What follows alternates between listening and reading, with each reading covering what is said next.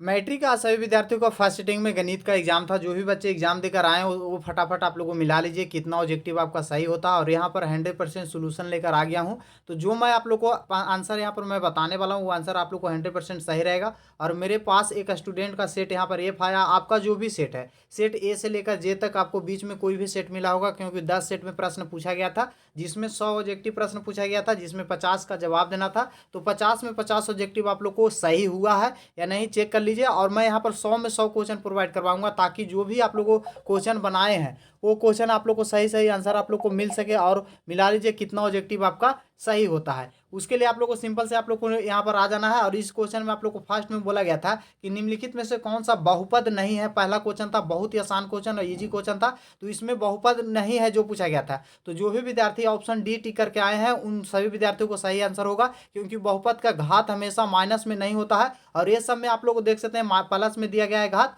और इसका जो है आप लोग को हल कीजिएगा तो माइनस में आएगा। तो ऑप्शन डी यहाँ पर इसका करेक्ट आंसर होगा। यहाँ पर मैं आप लोग को 100% डिटेल सोल्यूशन करूंगा तो वीडियो बहुत ही लंबा हो जाएगा, इसलिए मैं शॉर्ट में आप लोग को आंसर सबका बताते चलता हूं। आप लोग फटाफट मिलाते चलिएगा। सेकंड क्वेश्चन में आप लोग को बोला गया था, यहाँ पर देख सकते हैं एक बहुपद दिया गया है, और इस बहुपद में आप लोग को पूछा गया था कि घात कितना होगा। ये दो बहुपद को गुना अगर कीजिएगा तो जैसा कि आप लोग को पता होगा कि सेम आप लोग को चार संख्या के अगर गुना किया जाता है तो घात आपस में जुड़ जाता है। तो यहाँ पर जुड़ता है तो ऑप्शन सी हो जाएगा। जो भी बच्चे टिक किए हैं ऑप्शन सी बिल्कुल उनका राइट आंसर हो जाएगा। आप चलते हैं आप लोग को 3 नंबर क्वेश्चन में बोला गया था कि एक्स स्क्वायर माइनस 11 का शून्य क्या होगा। बहुत ही आसान क्वेश्चन था। एक्स स्क्वायर माइनस को आप लोग को बराबर में ऊपर उसाट भेजिएगा तो यहाँ पर प्लस में हो जाएगा, और यह आप लोग को √11 प्लस और √11 माइनस हो जाएगा। ऑप्शन सी जो भी बच्चे टिक करके आए उनका बिल्कुल सही आंसर हो जाएगा। 4 नंबर क्वेश्चन में बोला गया था कि देख सकते हैं यहाँ पर द्विघात बहुपद दिया गया था, इसका शून्य पूछा गया था 4 नंबर क्वेश्चन का। तो इसका शून्य आप लोग को जो भी बच्चे ए बराबर 4 मारे हैं और बी बराबर 6 मारे हैं उनका सही आंसर हो जाएगा। ऑप्शन डी बिल्कुल आपका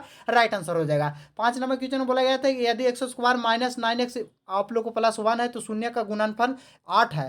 तो ए का मान आपको पूछा गया था, शून्य का गुणनफल और शून्य के योग का मान से आप लोग इस फॉर्मूला पर आपको यहाँ पर सोल्व करना था। तो इसका जो आंसर आप लोग को आया था 8 आया था। ऑप्शन सी बिल्कुल आपका सही आंसर हो जाएगा। अब चलते हैं आप लोग को 6 नंबर क्वेश्चन बोला गया था कि निम्नलिखित में से द्विघात बहुपद का शून्य का आप लोग को दे दिया गया है, 4 है और -2 है। तो इसमें आप लोग को पूछा गया था कि बहुपद क्या होगा, जो पूछा गया था 6 नंबर क्वेश्चन में। तो बहुपद जो आप लोग को होगा इसका हल कीजिएगा माइनस ए आप लोग को डी/सी पर, तो इसका आ जाएगा x square minus 2x minus 8। Option A बिल्कुल यहाँ पर आपका सही आंसर हो जाएगा। अब चलते हैं 7 नंबर क्वेश्चन में बोला गया था कि यदि बहुपद एक्स स्क्वायर प्लस 3x -4 हो तो शून्य अल्फा बीटा। तो यहाँ पर देख सकते हैं अल्फा इंटू बीटा बाई 4 दिया गया था, इसका मान क्या होगा जो पूछा गया था।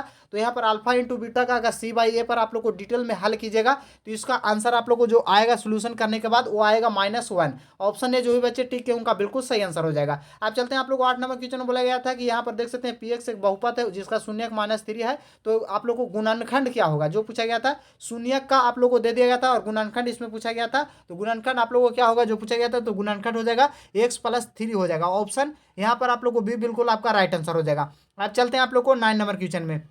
9 नंबर क्वेश्चन यहाँ पर आप लोग को इसका जो आंसर होगा यहाँ पर 9 नंबर का बिल्कुल यहाँ पर आपका राइट आंसर ऑप्शन बी हो जाएगा, 3 हो जाएगा। ये स्टूडेंट यहाँ पर देख सकते हैं ये क्वेश्चन आप लोग को साफ से नहीं आया है तो उसके लिए माफी मांगना चाहता हूँ। 10 नंबर क्वेश्चन में आप लोग को बोला गया था कि x square minus 3x plus x plus 1 है और यहाँ पर -5 दिया गया है। तो शून्य आप लोग को शून्य दिया था अल्फा बीटा हो तो अल्फा+1 इंटू आप लोग को बीटा+1 का मान क्या होगा जो पूछा गया था। तो यहाँ पर शून्यकों का आप लोग को गुणनफल से मान आप लोग को यहाँ पर पूछा गया था। तो इसका आप लोग को हल कीजिएगा तो इसका आंसर जो आएगा -4 आएगा। ऑप्शन सी बिल्कुल आपका राइट आंसर हो जाएगा। अब चलते हैं 11 नंबर क्वेश्चन में बोला गया था कि 2a + 3b बराबर 8 है और 3a आप लोग को -4 बराबर 5 है। तो यहाँ पर आप लोग को मान पूछा गया था हो तो आप लोग को बहुपद का मान क्या होगा जो पूछा गया था। 11 नंबर क्वेश्चन में सही आंसर आपको इसका हो जाएगा ऑप्शन ए। ऑप्शन ए जो भी बच्चे ठीक है उनका बिल्कुल राइट आंसर हो जाएगा। आप चलते हैं 12 नंबर क्वेश्चन में बोला गया कि रैखिक युग में 2x - 3y बराबर 8 है। तो आओ यहाँ पर आप लोग को 4x - 6y बराबर 9 है। तो ये कैसा समीकरण होगा। तो यहाँ पर आप लोग को अगर फार्मूला आप लोग को पढ़ेंगे तो a/a1/a2 और b1/b2 के बराबर इक्वेशन आप लोग को अगर आता है तो इसे संगत असंगत और आश्रित इस तरीका से 3 फार्मूला आप लोग को बनता है। तो यहाँ पर इसका जो 12 नंबर क्वेश्चन का आपका बिल्कुल राइट आंसर क्या हो जाएगा बाबू। तो यहाँ पर असंगत होगा क्योंकि इसका हल जो होगा 1 होगा। तो ऑप्शन बी बिल्कुल आपका राइट आंसर हो जाएगा। 13 नंबर क्वेश्चन में बोला गया था कि 2x + 3y बराबर 4 है और 4x - 6y बराबर 12 है। तो आलेख का आप लोग को कैसा होगा, कैसा आलेख होगा जो पूछा गया था। तो यहाँ पर वो भी फार्मूला से आप लोग को पूछा गया है और ये प्रतिच्छेदी रेखा होगा यहाँ पर 13 नंबर का। तो 13 नंबर का, सॉरी, यहाँ 13 नंबर का समानांतर होगा, क्योंकि आप लोग को देख लीजिए यहाँ पर आप लोग को हल कीजिएगा तो यहाँ पर तीनों का जो आप लोग को मान आ रहा है यहाँ पर आप लोग को सभी का सेम आ रहा है, तो यहाँ पर समानांतर होगा। तो ऑप्शन बी वाले जो भी बच्चे टिक के उनका बिल्कुल सही आंसर होगा। 14 नंबर क्वेश्चन में आप लोग को बोला गया समीकरण 2x-3y+1 है, तो आप लोग को 3x+y बराबर आप लोग को +2 है, तो इसका हल कितना होगा जो पूछा गया था। तो इसको भी आप लोग को हल निकालिएगा, तो यहाँ पर ऑप्शन ए होगा, इसका हल हमेशा एक होगा, क्योंकि सभी आप लोग को आपस में समान नहीं है, एक दूसरे को काट नहीं रहा है। तो इसके लिए आप लोग को ऑप्शन ए बिल्कुल जो भी बच्चे टिक के हैं ये बिल्कुल उनका सही आंसर होगा। अब चलते हैं आप लोग को 15 नंबर क्वेश्चन में बोला गया कि रैखिक युग्म 2x-3 बराबर 8 है, तो 4x आप लोग को -6/9 है, तो इसका मान क्या होगा जो पूछा गया था। तो इसका मान आप लोग को जो हो जाएगा, इसका बिल्कुल यहाँ पर आपका सही आंसर क्या हो जाएगा बाबू,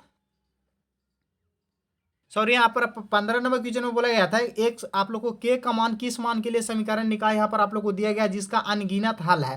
तो यानी के स्थान पर कौन सा मान रखने पर आपको अनगिनत हल होगा, जिसका आप लोग को यहाँ पर प्रतिच्छेदी रेखा तीनों का आप लोग को समान होगा। तो उसके लिए आप लोग को के का जो मान रखना पड़ेगा वो कितना रखने पड़ेगा बाबू, यहाँ पर आप लोग को के का जो मान है वो 10 रखना पड़ेगा। ऑप्शन बी जो भी बच्चे टिके उनका बिल्कुल सही आंसर हो जाएगा। अब चलते हैं आप लोग को यहाँ पर 15 नंबर क्वेश्चन कंप्लीट हुआ। 16 नंबर में बोला गया समानांतर श्रेणी में कौन है, तो समानांतर श्रेणी में 2, 4, 6, 8, 12 आप लोग को दिया गया है। ऑप्शन सी वाले वो बिल्कुल सही आंसर हो जाएगा।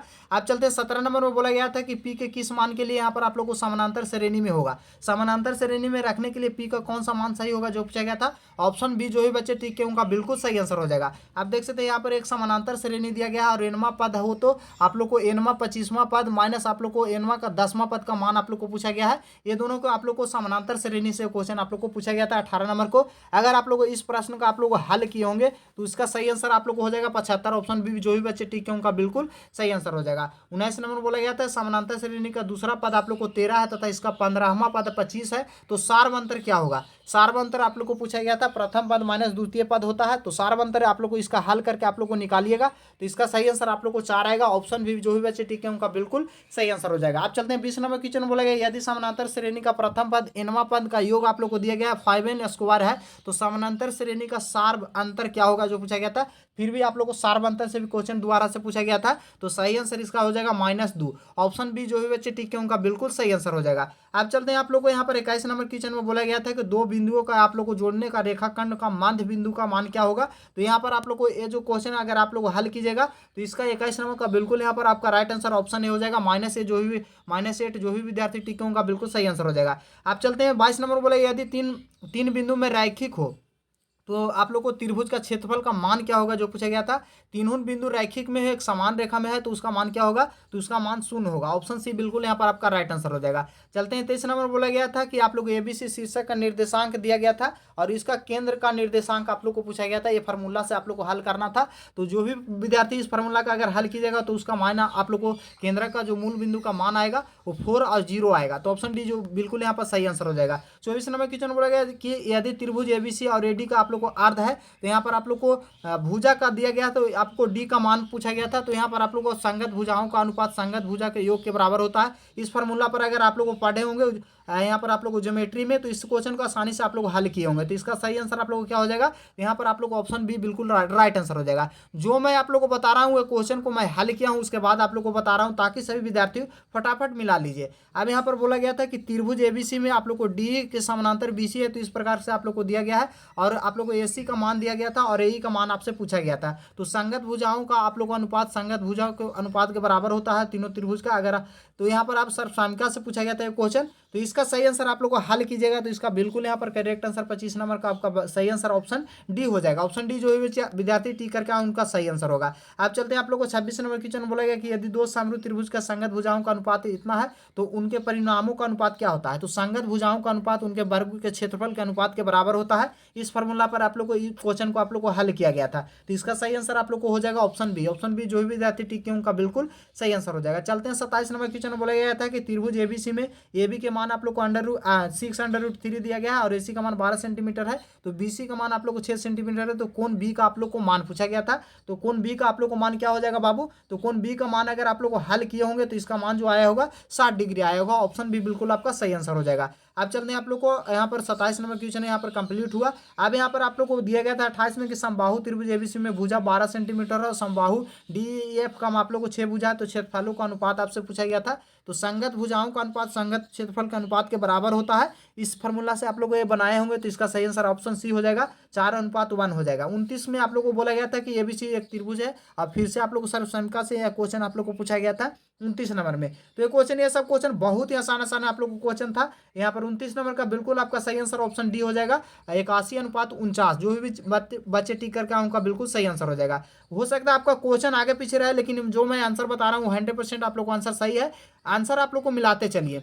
30 नंबर में बोला गया था कि एक समबाहु त्रिभुज का भुजा 12 सेंटीमीटर है, तो इसकी ऊंचाई क्या होगा, जो पूछा गया था। तो इसकी ऊंचाई का मान आप लोग को जो आएगा √6 √3 आ जाएगा। ऑप्शन भी बिल्कुल आपका सही आंसर हो जाएगा। 31 नंबर क्वेश्चन में यहाँ पर आप लोग देख सकते हैं, इसका आप लोग को कौन सा संख्या है जो पूछा गया था। तो यहाँ पर आप लोग को जो दिया गया है, ये दोनों आप लोग को वर्ग की संख्या, तो ये आप लोग को कैसा संख्या हो जाएगा, तो ये परिमेय संख्या हो जाएगा। ऑप्शन ए बिल्कुल यहाँ पर आपका सही आंसर हो जाएगा। अब चलते हैं आप लोग को 32 नंबर क्वेश्चन में बोला गया कि दो अपरिमेय संख्याओं यहाँ पर आप लोग को दिया गया, इनका गुणनफल आपसे पूछा गया था कि दो अपरिमेय संख्याओं का गुणनफल हमेशा क्या होता है, जो पूछा गया है। इसमें आप लोग को 32 नंबर क्वेश्चन में सही आंसर आप लोग को ऑप्शन बी हो जाएगा, अपरिमेय संख्या। ऑप्शन बी बिल्कुल आपका राइट आंसर हो जाएगा। अब यहाँ पर आप लोग को सरलता रूप इसमें लिखाने के लिए बोला गया था। यहाँ पर देख सकते हैं नंबर सिस्टम से क्वेश्चन आप लोग को पूछा गया था। तो यहाँ पर आप लोग को 33 नंबर का बिल्कुल सही आंसर ऑप्शन बी हो जाएगा। ऑप्शन बी जो भी विद्यार्थी टिक करके आए 7/, आप लोग को 9, तो उसका सही आंसर हो जाएगा। अब यहाँ पर आप लोग को बोला गया था कि देख सकते हैं आप लोग को यहाँ पर आप लोग को एक समीकरण दिया गया था, इसका आप लोग को मान हल पूछने के लिए आप लोग को बोला गया था। तो इसका आप लोग को XZ का मान आपसे पूछा गया था। ये थोड़ा सा आप लोग क्वेश्चन आप लोग को टफ होगा, अगर ये क्वेश्चन बनाए हैं तो इसका आप लोग को सही आंसर क्या हो जाएगा बाबू, 4 आएगा ऑप्शन। ऑप्शन बी ए बिल्कुल यहाँ पर आपका सही आंसर हो जाएगा। आप देख सकते हैं यहाँ पर आप लोग को √10 × √15 दिया गया है, और पूछा गया है कि आप लोग को कौन यह कैसी संख्या होगा, इसका गुणनफल जो होगा वो किस तरीका की संख्या होगा। तो इसका होगा अपरिमेय संख्या। ऑप्शन बी बिल्कुल आपका राइट आंसर हो जाएगा। अब यहाँ पर आप लोग को बोला गया ये लिखा जा सकता है, किस रूप में आप लोग को लिखा जा सकता है। तो ये आप लोग को जो लिखा जाएगा 36 नंबर क्वेश्चन जो पूछा गया था, इसका रूप आपसे पूछा गया था, तो इस रूप में आप लोग को लिया जाएगा। ऑप्शन सी वाले बिल्कुल यहाँ पर आपका सही आंसर हो जाएगा। यदि दो संख्याओं का मासा यहाँ पर आप लोग को दे दिया गया है और लासा दिया गया है, तो संख्या को गुणनफल क्या होगा। तो ये दोनों को आप लोग को गुना कीजिएगा, तो जो गुना करने पर आप लोग को जो मान आएगा, ये आप लोग को ऑप्शन ए वाले आएगा। बिल्कुल यहाँ पर आपका सही है, एकदम हूबहू ये क्वेश्चन आप लोग को हर साल बोर्ड परीक्षा में पूछा जाता है, और ये क्वेश्चन इस बार भी आप लोग को पूछा गया है। अब चलते हैं आप लोग को 38 नंबर क्वेश्चन में। 38 नंबर में यहाँ पर देख सकते हैं एल्गोरिदम से आप लोग को पूछा गया था कि ए का मान आपसे पूछा गया था भाग के लिए। तो यहाँ पर आप लोग को पूरा गुना और जोड़ करने के बाद जो इसका 38 नंबर का आप लोग को मान जो आएगा, वो वन वाला ऑप्शन ये आएगा 1679। तो यहाँ पर जिनका भी 1679 आया उनका बिल्कुल सही आंसर हो जाएगा। अब चलते हैं आप लोग को 39 नंबर क्वेश्चन में बोला गया है कि यहाँ पर धनात्मक पूर्णांक निम्नलिखित में से कौन सा आप लोग को धनात्मक विषम पूर्णांक है, जो पूछा गया था। तो इसका विषम पूर्णांक जो आप लोग को हो जाएगा, यहाँ पर विषम पूर्णांक कौन हो गया बाबू, यहाँ पर आप लोग को ऑप्शन ए वाले हो जाएगा। ऑप्शन ए बिल्कुल यहाँ पर आपका राइट आंसर हो। दो लगातार विषम संख्याओं का मासा क्या होता है, जो पूछा गया था, बहुत ही आसान क्वेश्चन था। दो लगातार विषम संख्याओं का मासा 1 होता है। ऑप्शन ए बिल्कुल आपका सही आंसर हो जाएगा। 41 नंबर क्वेश्चन में बोला गया था कि tan 5 डिग्री और tan 15 आप लोग को 25 डिग्री है, tan 30 डिग्री आप tan 65 डिग्री और tan 85 डिग्री का आप लोग को मान क्या होगा। तो यहाँ पर आप लोग को हल कीजिएगा, तो ये सी कट जाएगा। यहाँ पर आप लोग को लास्ट में आप लोग को बच जाएगा tan 30 डिग्री बच जाएगा। तो tan 30 डिग्री का आप लोग को जो मान होता है 1/√3 होता है। तो ऑप्शन सी बिल्कुल यहाँ पर आपका राइट आंसर हो जाएगा। 42 नंबर में पूछा गया था कि cos 38 × cos 52 और sin 38 × sin 52। तो इसका आप लोग को हल करने पर हमेशा मान इसका 1 आता है। तो ऑप्शन ए बिल्कुल यहाँ पर आपका राइट आंसर हो जाएगा। आप चलते हैं आप लोग को 43 नंबर क्वेश्चन में बोला गया था। 43 नंबर में बोला कौशिक आप लोग को कौशिक 42 आप लोग को बट्टा में था सेक 48 इंटू में फिर था आप लोग को था।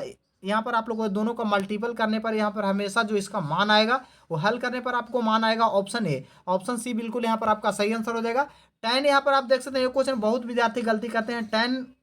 tan अल्फा प्लस बीटा बराबर आप लोग को देख सकते हैं √3 दिया गया है, और tan अल्फा प्लस 1/3 दिया गया है। तो इसका मान आपसे पूछा गया था। तो दोनों को आप लोग को मान यहाँ पर इसका मान हटाकर आप लोग लिखिए, tan का मान इसका लिखिए। तो दोनों को आप लोग को हल करने पर जो आप लोग को 44 नंबर क्वेश्चन का आपका यहाँ पर आंसर जो आएगा, वो आंसर आएगा 1/√3। तो √3 जिनका भी आप लोग को बनाकर आए हैं उनका बिल्कुल यहाँ पर सही आंसर हो जाएगा। अब चलते हैं आप लोग को 45 नंबर क्वेश्चन में। यहाँ पर आप लोग को इसका भी समीकरण को हल करने के लिए दिया गया था। ये बहुत ही आसान आपसे क्वेश्चन पूछा गया था। तो इसका सही आंसर आप ऑप्शन बी आएगा। जो भी विद्यार्थी 2 मारे उनका बिल्कुल सही आंसर हो जाएगा। ए कौशिक और बी साइन बराबर 4 दिया गया है, और साइन ए बराबर और माइनस साइन बी बराबर 3 दिया गया है। तो ए स्क्वायर प्लस बी स्क्वायर का आपसे मान पूछा गया था। बहुत ही आसान क्वेश्चन था ये 46 नंबर क्वेश्चन का। यहाँ पर बिल्कुल इसका सही आंसर ऑप्शन सी हो जाएगा। ऑप्शन सी बिल्कुल जो भी बच्चे टिक के उनका बिल्कुल राइट आंसर हो जाएगा। अब चलते हैं आप लोग को 47 नंबर क्वेश्चन में बोला गया कि दो क्षेत्रफलों का अनुपात इनका भुजाओं का अनुपात के बराबर होता है, जो पूछा गया था। तो यहाँ पर संगत भुजाओं का अनुपात हो जाएगा x अनुपात y हो जाएगा। ऑप्शन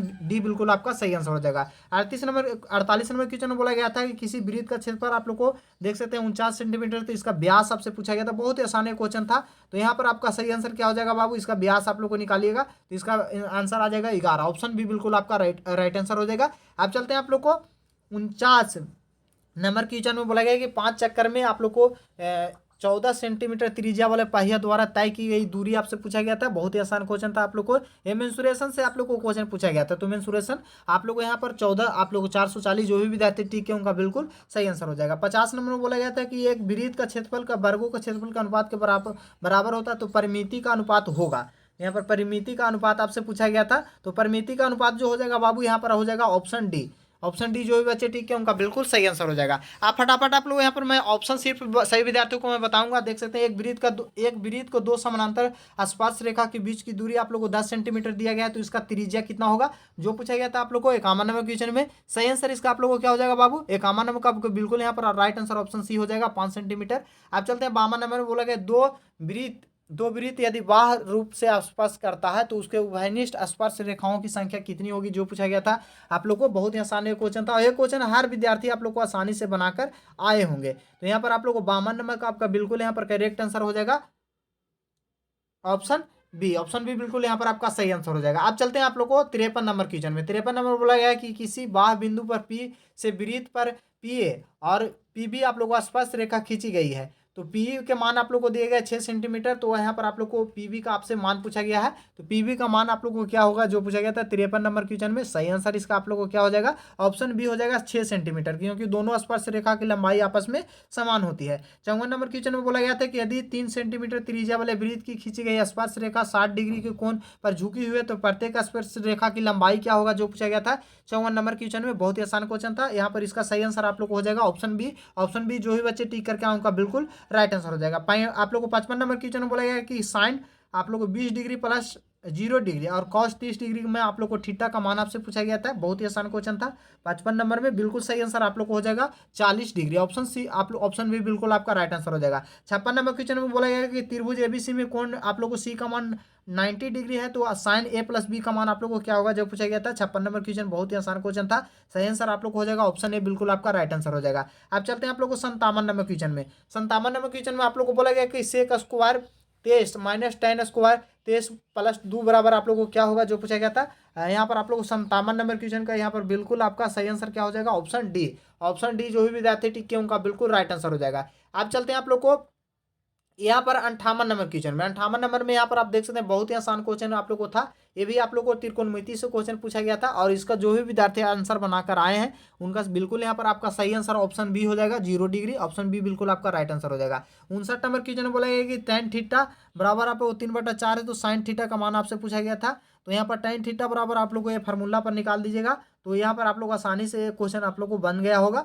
और मुझे उम्मीद है कि ये सब क्वेश्चन आसानी से आप लोग को टिक करके आए होंगे। ऑप्शन डी बिल्कुल यहाँ पर आपका सही आंसर हो जाएगा। 60 नंबर क्वेश्चन में भी आप लोग को देख सकते हैं ये क्वेश्चन आप लोग को फिर से त्रिकोणमिति से दिया गया था। तो यहाँ पर आप लोग इसका जो भी बच्चे ऑप्शन बनाकर आए हैं उनका बिल्कुल यहाँ पर आप ऑप्शन बी वाले जो भी बच्चे टिक है उनका बिल्कुल सही आंसर हो जाएगा। 61 नंबर बोला गया था कि प्रथम 10 संख्याओं के बीच का आप लोग को माध्य कितना होगा। बहुत ही आसान क्वेश्चन था। तो माध्य हो जाएगा 10। ऑप्शन बी बिल्कुल आपका राइट आंसर हो जाएगा। यहाँ पर आप लोग को माध्यिका से पूछा गया था ये क्वेश्चन, माध्यिका कौन है। तो इसे आप रोही क्रम में सजाने के बाद जो मिडिल में आप लोग को आएगा संख्या वही संख्या आप लोग को माध्य कहलाता है। तो यहाँ पर ऑप्शन ए जो भी बच्चे टिक करके आए उनका बिल्कुल सही आंसर हो जाएगा। यहाँ पर आप लोग को बहुलक पूछा गया था, जो संख्या इसमें बार बार रिपीट हुआ है उस संख्या के बारे में पूछा गया था। तो इसमें जो रिपीट हुआ है 6 हुआ है। ऑप्शन बी बिल्कुल आपका राइट आंसर हो जाएगा। ये सब क्वेश्चन बहुत ही आसान क्वेश्चन था। यहाँ पर आप लोग को बहुलक और आप लोग को माध्य दे दिया गया और माध्य का आपसे पूछा गया था 64 नंबर में। तो इसका सही आंसर आप लोग को हो जाएगा ऑप्शन बी। ऑप्शन बी जो भी बच्चे टिक करके आए उनका बिल्कुल सही आंसर हो जाएगा। आप चलते हैं आप लोग को यहाँ पर 65 नंबर क्वेश्चन में देख सकते हैं आप लोग को माध्य दे दिया गया है और यहाँ पर आप लोग को इसका माध्य का मान आपसे पूछा गया था 65 नंबर में। तो ये सब क्वेश्चन बहुत ही आसान क्वेश्चन था। जो भी बच्चे बनाकर आए हैं उनका आंसर यहाँ पर आप लोग को 5 आएगा, बिल्कुल यहाँ पर राइट आंसर हो जाएगा। अगर इसी तरह के और भी आप लोग को 100 क्वेश्चन जो है यहाँ पर मैं 65 क्वेश्चन ऑब्जेक्टिव क्वेश्चन को प्रोवाइड कराया हूँ। अगर 100 में 100 क्वेश्चन आप लोग को प्रत्येक सेट का आंसर शीट को चेक करना चाहते हैं तो उसके लिए आप लोग को क्या प्रोसेस करना होगा, उसके लिए मैं आप लोग को सभी सेट का आंसर शीट मैं प्रोवाइड करा दिया हूँ, जहाँ से आप लोग आसानी से चेक कर सकते हैं। उसके लिए आप लोग को क्या प्रोसेस करना होगा, सिंपल से अपने मोबाइल को किसी भी क्रोम ब्राउजर को ओपन कीजिए, गूगल में जाइए, टाइप कीजिए बिहार जानकारी टाइप करके आप लोग को आ जाएगा। यहाँ पर ये वेबसाइट ओपन होकर आएगा, तो इस वाले वेबसाइट पर आप लोग को आ जाना है। यहाँ पर आइएगा तो यहाँ पर देख सकते हैं सही विषय का आंसर की आप लोग को देखने को मिलेगा। इस पर आने के बाद आप लोग को नीचे स्क्रॉल कीजिएगा और यहाँ पर आ जाना आप लोग को 16 फरवरी गणित मैथमेटिक्स पर एक बार आप लोग को सिंपल से क्लिक कर देना है।